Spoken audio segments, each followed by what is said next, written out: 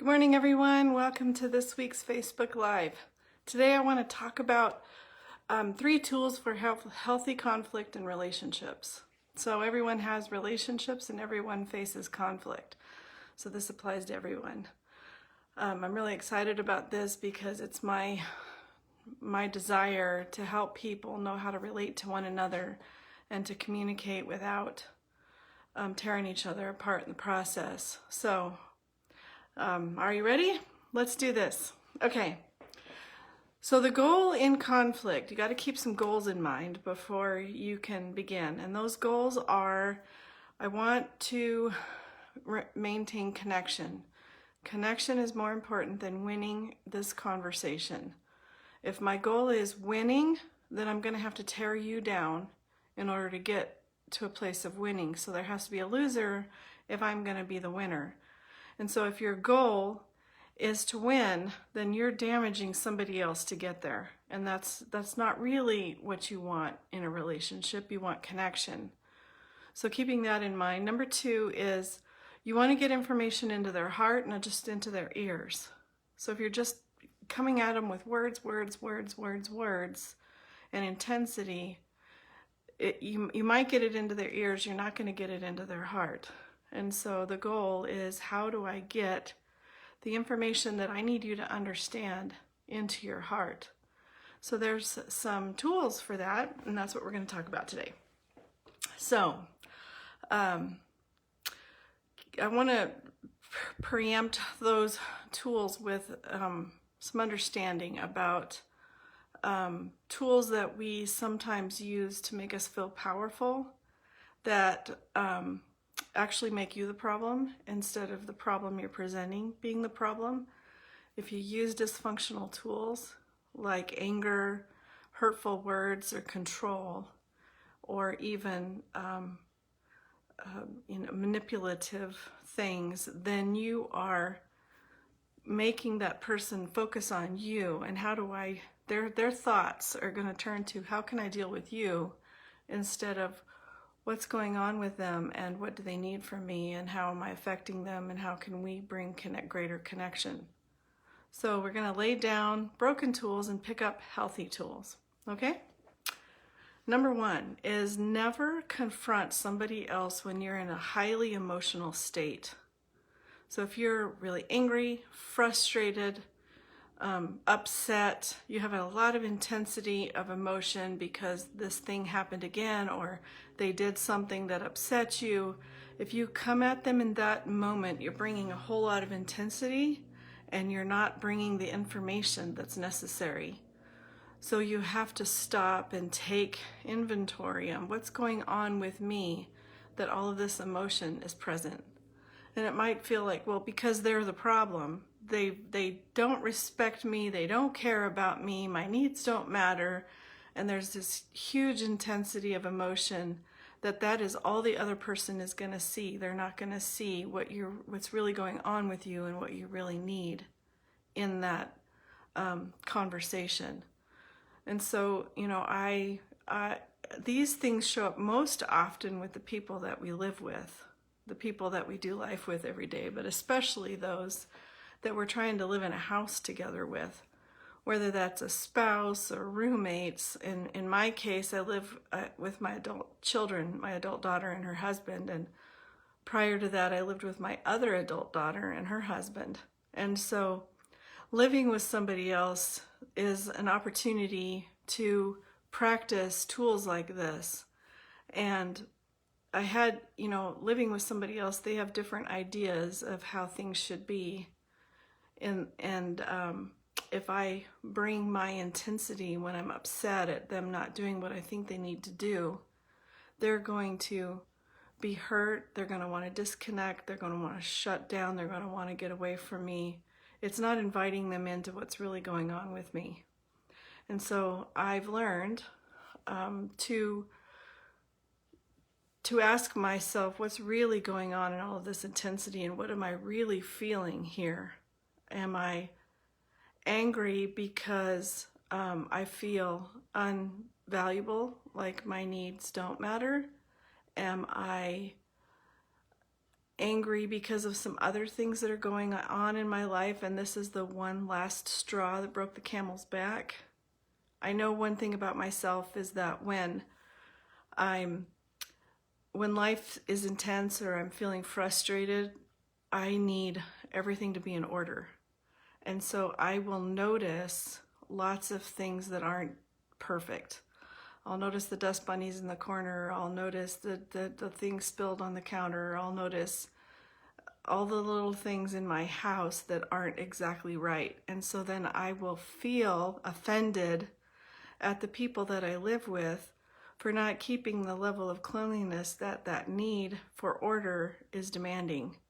And I've known enough to know myself to have to take a step back before I interact with them to say, okay, are there some other things in my life that I need to deal with that's going on with me right now?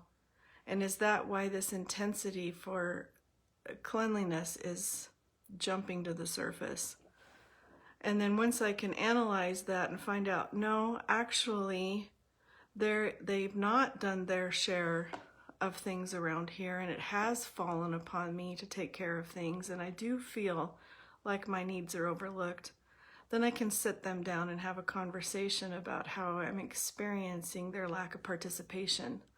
And this works in a marriage too. You know, you live with somebody and you're doing life with them, so it might have to do with how they're dealing with finances, or how they're behaving with the children, or different life plans that you're trying to do together with somebody else. And if you come at them full of angry, hurtful emotion, you're not actually going to get them to listen and hear what it is that you need from them and what you want to say. So never confront when your emotions are heightened. And typically, the thing behind that emotion is fear. Most often it's fear. And so if you can figure out what is the fear that I'm experiencing inside, is it the fear that I don't matter? Is it the fear that I'm being taken advantage of? Is it my experiences growing up where I felt the same feeling that's manifesting in my relationship with this person right now?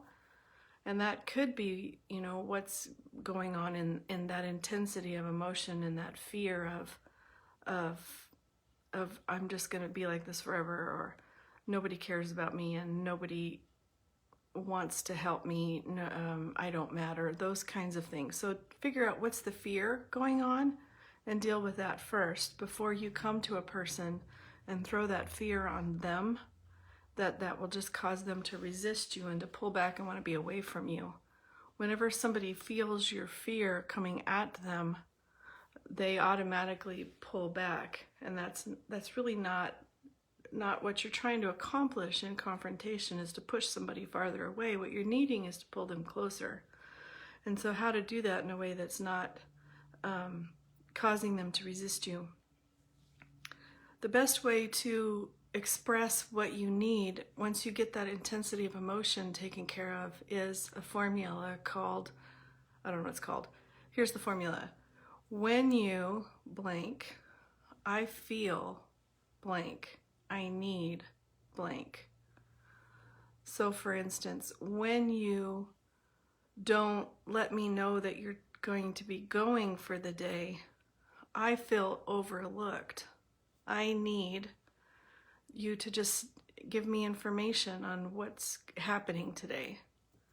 Or when you don't share in the chores, I feel taken advantage of.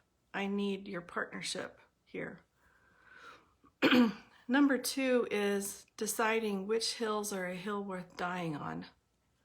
So is this issue, like every relationship, you have certain issues that are super important that take precedence over all other issues. And you have to decide, is this one of those issues that is an absolute for me, that this one right here I can't budge on, and this is a hill that's worth dying on. And you have to be willing to let go of all the things that aren't. And so really determine which are your absolutes and which are things that you can work through and let go of. So, and then when you get to that,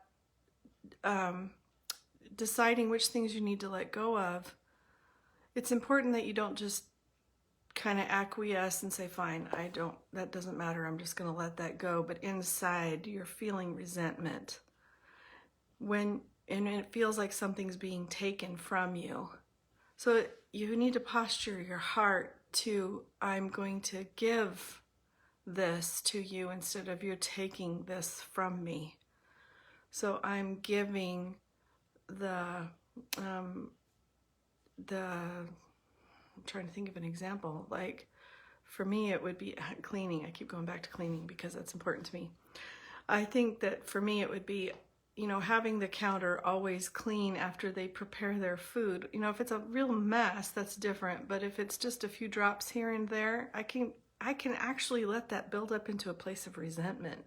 And that's an issue that's not a hill worth dying on. It's not that big of a deal to wipe the counter off and to give that as a part. What I'm giving is that, but what I'm receiving is connection and relationship and having people here to be with me and to do life with. So I'm giving that, but I'm receiving this. Does that make sense?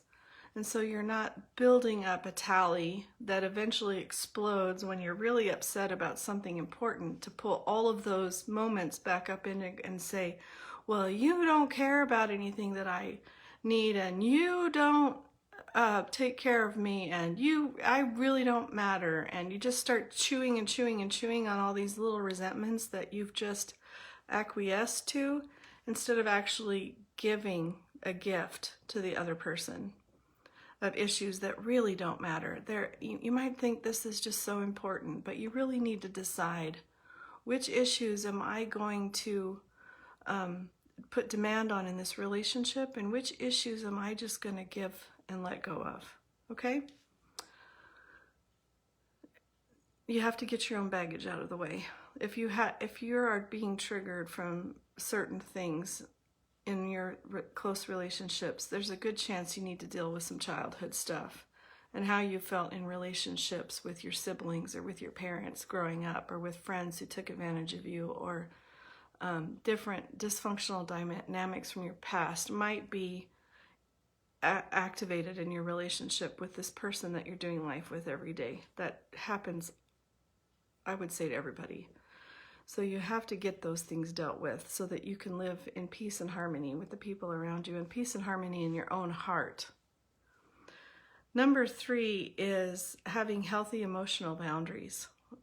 There's a book called Boundaries by Townsend and Cloud. I recommend every person who has any kind of relationships to read that book.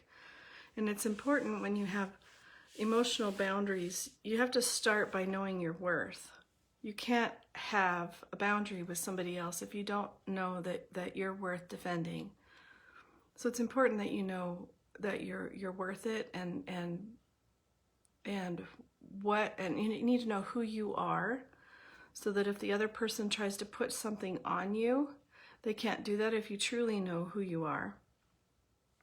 And don't assume that, and then you don't assume that you're the problem. So you have to know yourself, and you have to know your worth, so that you can have healthy emotional boundaries with other people. The second thing for having healthy emotional boundaries is humility, to accept that your actions and mindsets may need to be adjusted. So it might actually be that I'm in the wrong, and I need to be able to see it and accept it and be humble enough to hear it. But you can't do that unless you really know who you are, which is step 1. So step 2 is humility, to accept, could I be in the wrong? Maybe they're not presenting it in the best way, but, Lord, am I in the wrong? And sometimes you might need to actually leave the conversation and say, you know what, I'm gonna think about what you said, and I'll get back to you. And then really talk to the Lord and find out, is this something that I need dealt with, or is this something that is their issue and I need to stand up and have a boundary for? Number 3 for healthy boundaries is know what's your responsibility and what isn't. And you'll really learn that in the boundaries book. And I know that Townsend and Cloud have YouTube videos that you can watch too to learn what are healthy boundaries in a relationship. And I really recommend that you do that. Another book is Danny Silk's Keep Your Love On. And he really talks about what boundaries should look like. And you have to remember that I can't manage other people. I can only manage me, and that's on a good day. And so learning, I don't need to try to control you or manage this other person in my relationship to keep them healthy or make them do what they need to do or to do what I need them to do. I need to get their compliance. I need to get their buy-in. I need to get their buy-in, not their compliance. So how do you get their buy-in? By letting them really see how they're affecting you, which is super vulnerable, especially when you're in conflict. It can feel like I can't let them see that vulnerable part of me because they will attack. But if you're confident and strong on the inside, then and you know who you are and you know your worth, then their words are less impactful. And so you can take that and respond back. I'll be happy to talk to you when there's respect. I'll be happy to talk to you when you can calm down or things can be calmer between us. I'm gonna go to the store for a walk to the other room, and I'll come back at a specific time and we can sit down and try to discuss this again. And so those are healthier ways to experience, to have conflict in a relationship and to share what you need back and forth without dismantling and destroying a relationship. And so anyway, if you have any more comments that you'd like to add or questions about relationships that you'd like my input on, then please put it in the comments or private message me. I'd be happy to help you gain some more tools, or if you need a private session with me because of the dysfunctional relationships that you have and that you need some healing from the past or guidance in how to have healthy boundaries in your specific relationship, then I'll leave in the comments how to have an appointment with me one-on-one to discuss that further. So you guys have a great week, and I'll see you next Tuesday at 11. Bye.